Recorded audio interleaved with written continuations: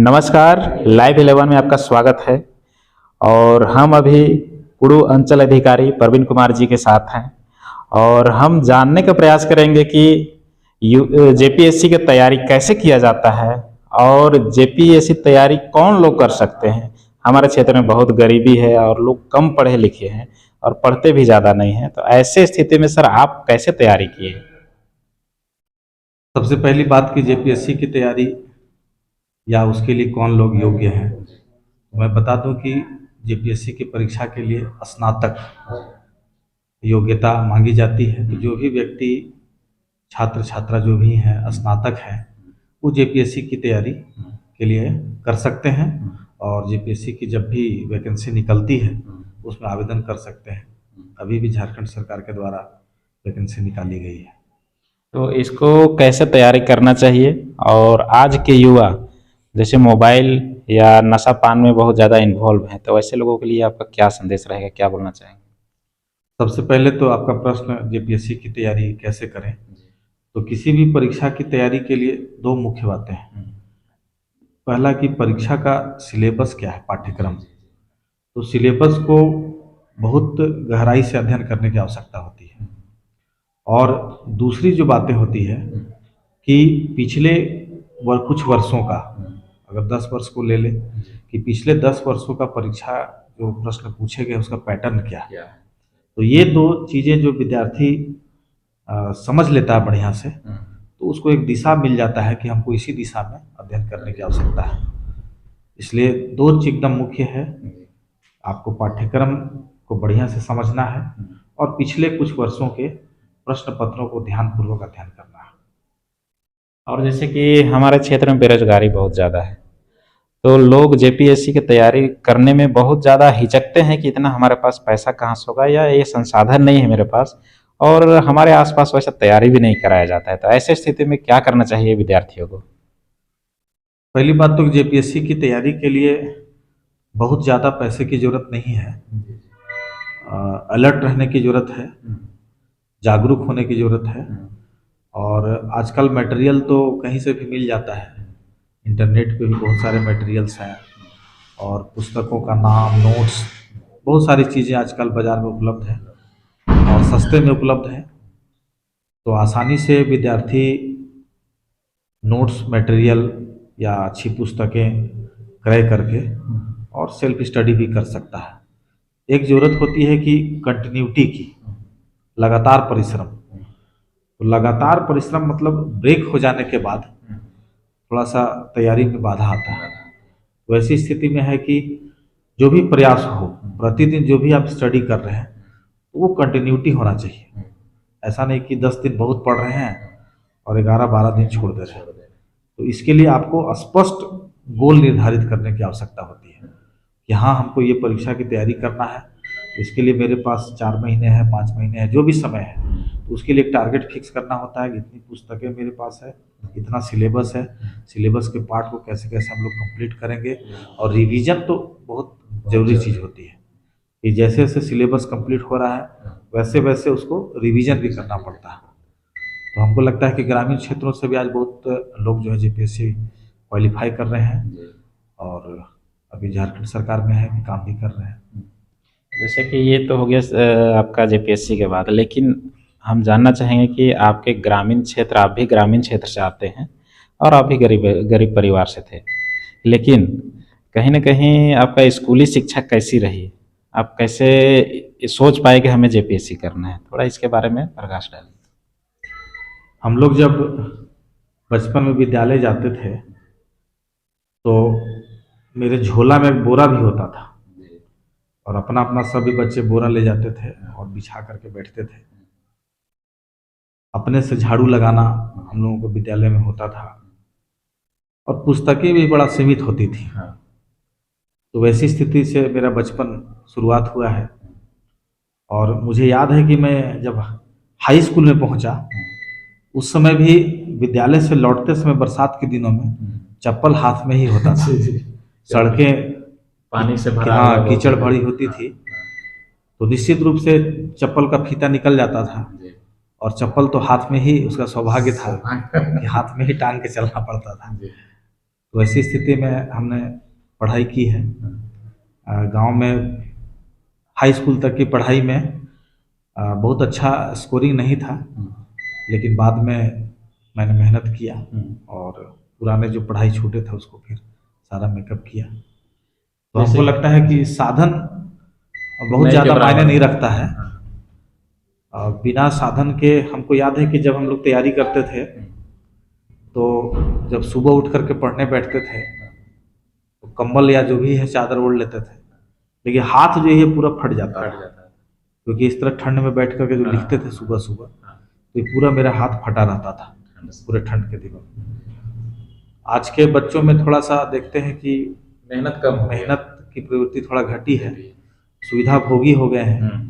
तो ऐसी स्थिति में मोबाइल भी उसका एक मुख्य कारण है। मोबाइल भी एक मुख्य कारण है। सोशल मीडिया से बेवजह जुड़े रहते हैं, अपना समय बर्बाद करते हैं। तो मैं विद्यार्थियों के लिए, यही नवयुवकों के लिए बताना चाहूँगा कि जीवन में एक लक्ष्य जरूर निर्धारित करें। कोई जरूरी नहीं कि जेपीएससी ही करना हो, जीवन के किसी भी क्षेत्र में आपको जाना हो तो एक लक्ष्य निर्धारित करें और लक्ष्य के पीछे समर्पित होकर के मेहनत करें, लगन से मेहनत करें, सफलता तो निश्चित मिलेगी।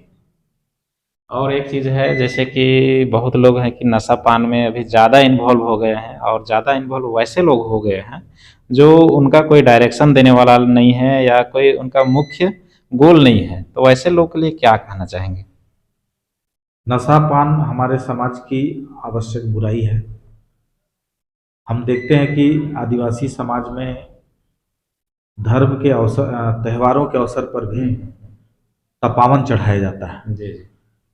लेकिन उसका संदेश है कि बड़ा सीमित मात्रा में पत्ता से लोग लेते हैं। थोड़ा सा। लेकिन जब ये नशापान जो है एक भयंकर आदत के रूप में शुमार हो जाता है तो ये फिर पीढ़ियों को बर्बाद करने लगता है।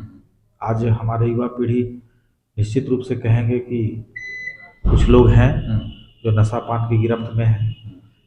तो हम उनको यही संदेश देना चाहेंगे कि यदि करना है नशा तो कुछ पाने का नशा रखो। बिल्कुल सही बात है। ये शराब का और गांजा का और ये चरस का नशा आपको बर्बादी के कगार पर ले जाएगा, लेकिन कुछ पाने का नशा अगर आप रखते हैं तो निश्चित रूप से ये जीवन में आपको सफलता दिलाएगा और ये आपका देश और समाज के प्रति समर्पण भी दिखाएगा, और इससे हमारा देश और समाज निश्चित रूप से आगे बढ़ेगा। जैसे कि आप भी झारखंड से हैं, मैं भी झारखंड से हूँ। तो झारखंड में बहुत सारा खनिज संपदा है, लेकिन हमारा झारखंड अभी तक विकसित नहीं हुआ है। तो इसके विकास में क्या 5 बिंदु हो जो झारखंड और विकास कर पाए? 5 बिंदु बताइए सर, क्या क्या होना चाहिए? 5 बिंदु तो बड़ा मुश्किल सवाल है, लेकिन ठीक है। झारखंड जो सबसे बड़ी है विकास का जो जड़ है जी। वो शिक्षा है। हम लोग देखते हैं कि अभी भी हमारे सरकार के प्रयास के बाद भी सरकारी विद्यालयों की स्थिति बहुत अच्छी नहीं है। थोड़ा दुख भी होता है। ऐसी स्थिति में हमारे सामने चैलेंज बढ़ जाते हैं। जी बिल्कुल। हमारे सामने चैलेंज ये बढ़ जाता है कि जब परिस्थितियाँ कम हों, अनुकूल नहीं हो, तो ऐसी स्थिति में अभिभावकों को जागरूक होने की आवश्यकता है।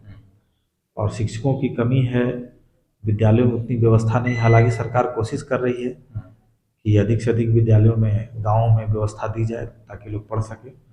तो शिक्षा के स्तर को सुधारने की आवश्यकता है सबसे पहले। दूसरा है कि जो हम शिक्षा देते हैं उसमें नैतिक शिक्षा बड़ा आवश्यक होता है, क्योंकि सिर्फ पुस्तकों की शिक्षा जो है व्यक्ति को या युवक को या बच्चे को सही दिशा में नहीं ले जा पाती है।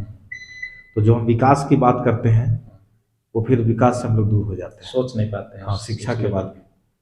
दूसरी स्थिति में अगर देखें कि विकास के लिए क्या जरूरत है, तो निश्चित रूप से हम कहेंगे कि जो इंफ्रास्ट्रक्चर है, जैसे सड़कें हैं, पुल पुलिया है, तो विकास के लिए भी आवश्यक होता है, जरूरी।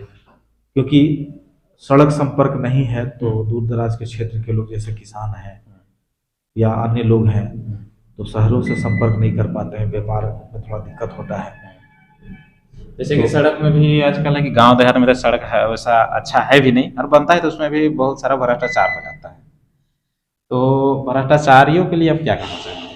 सड़क बन निश्चित रहे रूप हैं। से जो सड़क बनती है तो सार्वजनिक सड़क ही होती है और वो पब्लिक प्रॉपर्टी है, पब्लिक मनी से बनता है। तो निश्चित रूप से जो गांव के लोग हैं, जो उससे लाभान्वित होने वाले लोग हैं, उनको ये कभी नहीं समझना चाहिए कि ये सरकारी राशि है। ये निश्चित रूप से आपकी राशि है जो आपके लिए सरकार ने खर्च कर रही है।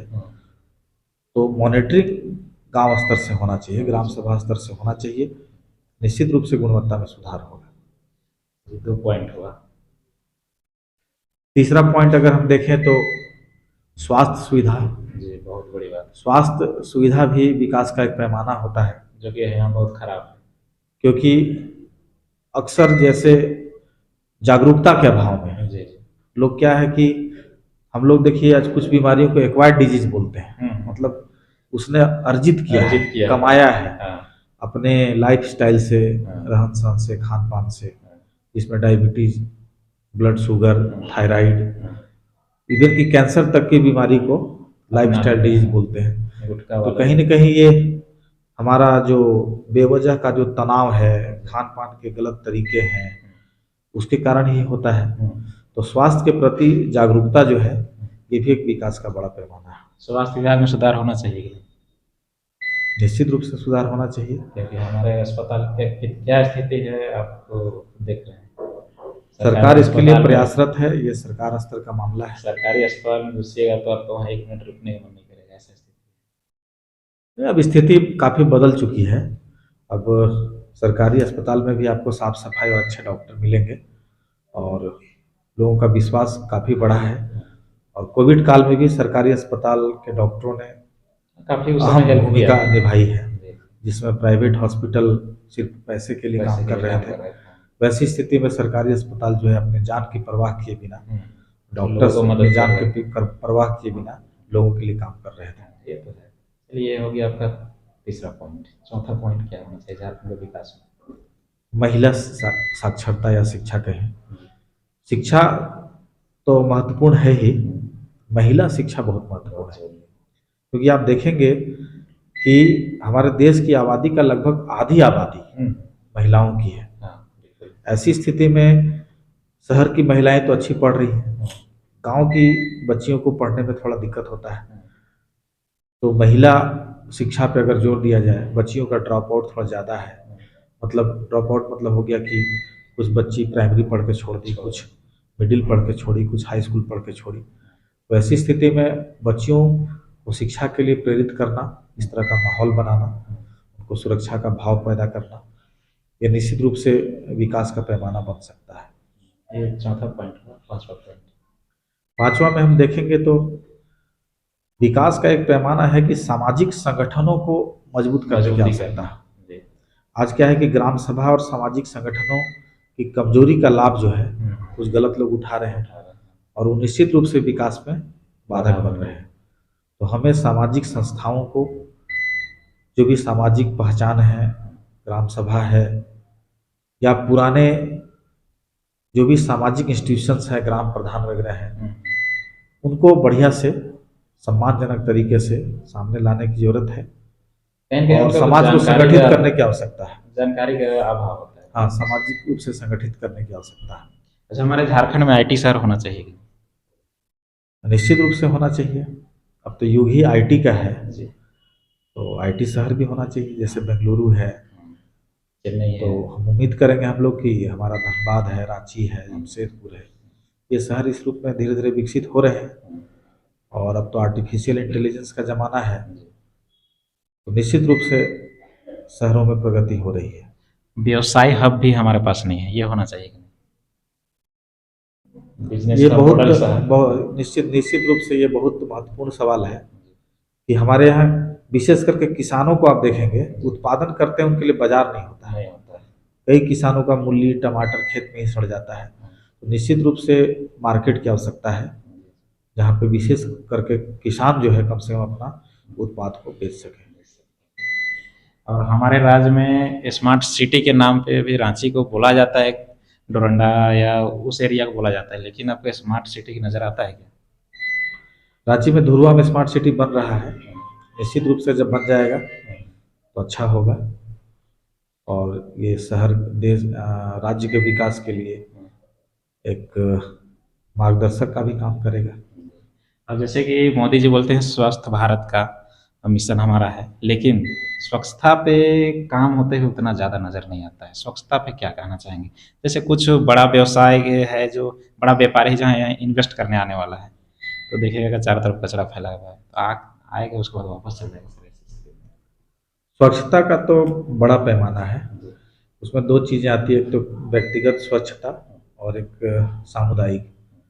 व्यक्तिगत स्वच्छता पे तो लोग ध्यान देते हैं क्योंकि वो अपने से रिलेटेड है। सार्वजनिक स्थलों की स्वच्छता के प्रति हमें जागरूकता फैलाने की आवश्यकता है। नदियों में जैसे फैक्ट्री का गंदा पानी, नाली का पानी, तो कहीं न कहीं इसके लिए सामाजिक स्तर पे बैठक, और जो मैंने कहा कि सामाजिक संस्थाओं को मजबूत करने की आवश्यकता है, तो निश्चित रूप से उससे इसमें मदद मिलेगा। बहुत बहुत धन्यवाद आपका। और ये थे हमारे साथ कुडू के अंचल अधिकारी प्रवीण कुमार जी, और हमने इनसे बात किया, इनसे लाइफ से जुड़े हुए सवाल कैसे यहाँ तक पहुँचे और हमारे झारखंड को कैसे और आगे ले जाया जा सकता है, और झारखंड के विकास में क्या योगदान दिया जा सकता है, क्या होना चाहिए, इसके बारे में सवाल पूछे। सारे सवाल का जवाब दिए इन्होंने। बाकी बात ये हमारा प्रयास आपको कैसा लगा हमें कमेंट करके ज़रूर बताएं। जय हिंद।